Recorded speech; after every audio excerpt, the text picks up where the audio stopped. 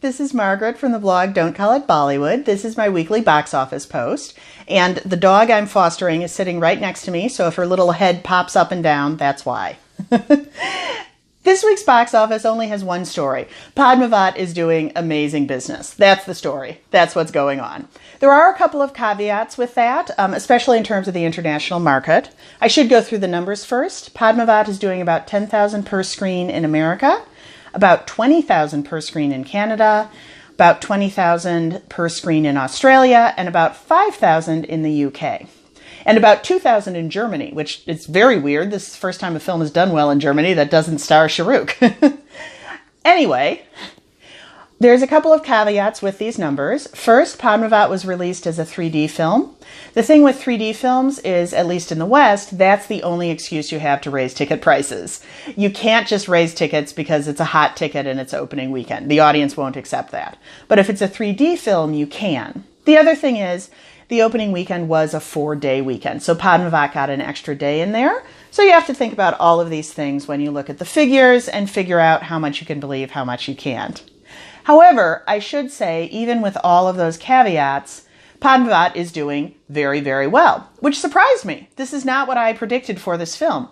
And anytime I'm surprised, I go back and think, well, what am I missing? What element could I have not considered? The first big element is this film was much better than I expected.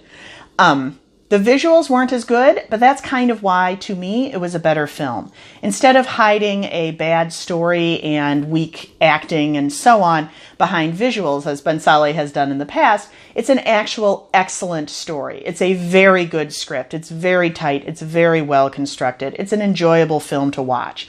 And it's not just spectacle hiding nothing. So I can see why people wanted to see this movie. It's a good movie. But there's a little extra something there. And when I started trying to think about what the little extra something might have been, that's when I started to think about what I learned in my college sociology classes about immigrants and immigrant generations. Generally speaking, there's 3 generations of immigrants that are distinctive. I say generations, it doesn't necessarily have to be grandma and grandpa, mom and dad, kid, like that. It could be one person who goes through all 3 of these phases over the course of their life. It could be several generations who get stuck in one phase before moving on. It's generally 3 generations, and that's an easy way to think about it. The first generation, those are the people who were born and raised somewhere else. They move to the country they come to, and they never quite assimilate. They never quite let go of their original identity. They're going to continue speaking their original language. They're going to continue eating their original food. They're going to continue going to cultural events from their original culture. All of that stuff. These are the people that I think of as the Hum Aapke Hai Kaun people. The thing about Hum Aapke Hai Kaun is that it's strangely realistic. It's giving you a fantasy, but a fantasy because it's only showing you the best parts of real life.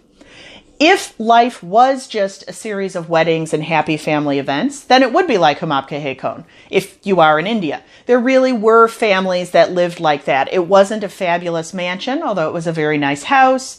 It was just a nice family that you could relate to. If you're someone not living in India, you could watch that movie and it would match your memories of India. It matches something that you actually experienced in the past, but still you experienced it and you remember it. So the first generation would enjoy Hum Aapke Hai Kaun.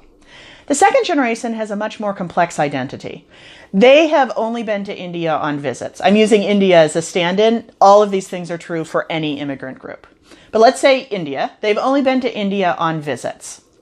And they're trying to figure out their identity between their parents who are forcing them to go to language schools and forcing them to do these things that they have no connection with, and their friends who are American, like they are in this world that they're growing up in. And you end up having this conflict within yourself. How can I be 2 things at once?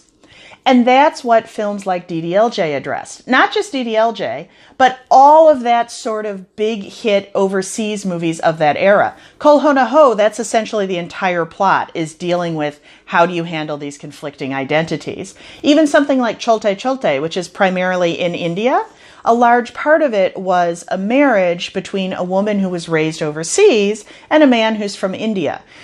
This conflict was just everywhere until recently. Suddenly, Recently, these NRI films have stopped resonating as much with the overseas audience.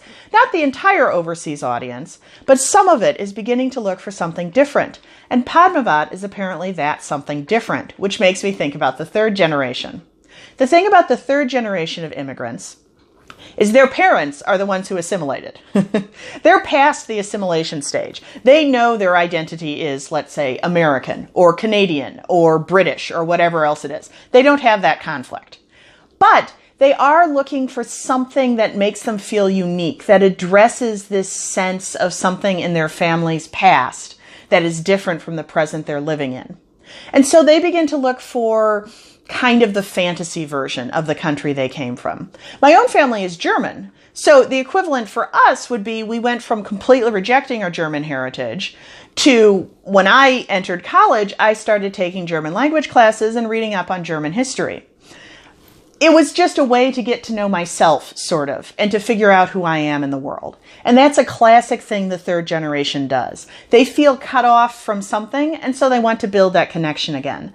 But they don't want to build it in the present with a real place. They want to build it in the past in a way that makes it easier for them to understand themselves, not in connection with anything else. And that's what Padmavat gives you.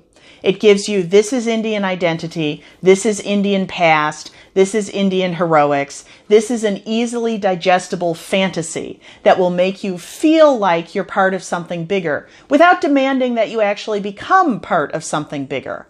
There's no call to action, there's no suggestion that you donate money to an Indian charity, there's nothing like that. You can just come and enjoy this film and be sold a prepackaged version of India that's easy to understand and easy to make part of your life.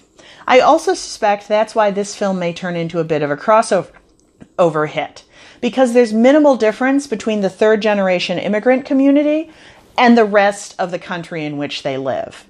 Yes, there is that sense of I want my own particular identity, but in terms of tastes and in terms of views of the world, they're very similar to their neighbors who are generations back from all sorts of other countries. The version of India that Padmavat sells is the version that third generation immigrants might want to believe is true, but it's also the version that just people who don't live in India might want to believe about India. It's sort of the Disney-fied version of the country. You've got gorgeous saris, you've got gorgeous palaces, you've got noble kings and queens, and so on and so forth. There's very little complexity and layers to it. Which, again, isn't to say it's a bad movie. It's just to say it's a very specific kind of a movie. And I'm trying to figure out why this particular kind of a movie is a hit right now. This could just be a flash in the pan. It could be that this satisfies all the need for this kind of unrealistic fantasy film.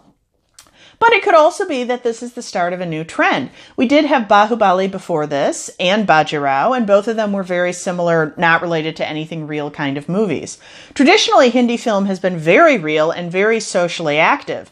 I mean, Hindi film was on the forefront of the Quit India movement, even, all the way back in the 1940s, and all the way through to the present when it's brought in all sorts of issues. We've got Padman coming up in a couple of weeks, which will again be bringing in issues. But it's possible that this new Hindi film audience is no longer interested in these sorts of issue-focused films and is looking to be sold a bit more of a fantasy. I hope not, just because I like it when people don't want fantasy but prefer reality.